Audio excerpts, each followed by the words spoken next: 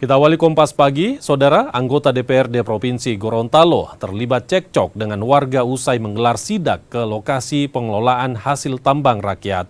Tambang yang disidak diduga merusak lingkungan dan juga mempengaruhi kesehatan warga. Rekaman anggota DPRD Provinsi Gorontalo, Mixon Yapanto, cekcok dengan warga ini viral di media sosial. Ketua Komisi 2 tersebut nyaris dipukul warga saat lakukan pertemuan di kantor DPW Nasdem Provinsi Gorontalo.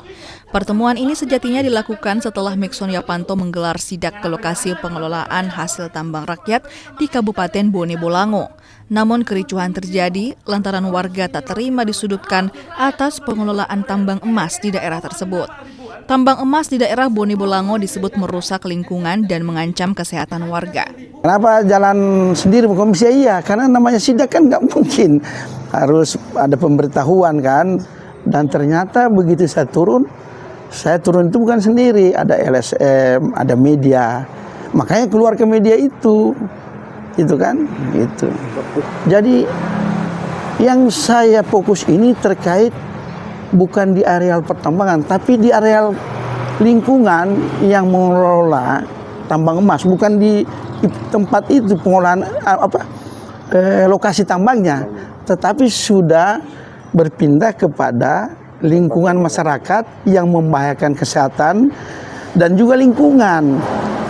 Kan saya berhak untuk memberi warning kepada mereka gitu. Bahwa permasalahan ini sudah ada bahas di Pansus Pertambangan. Beliau sudah tahu permasalahan yang melalui aspirasi yang kami sampaikan ke Dewan. Jadi beliau sudah tahu. Kebetulan pada saat itu beliau yang menerima. Jadi kami itu sebenarnya cuma minta klarifikasi apa tujuannya.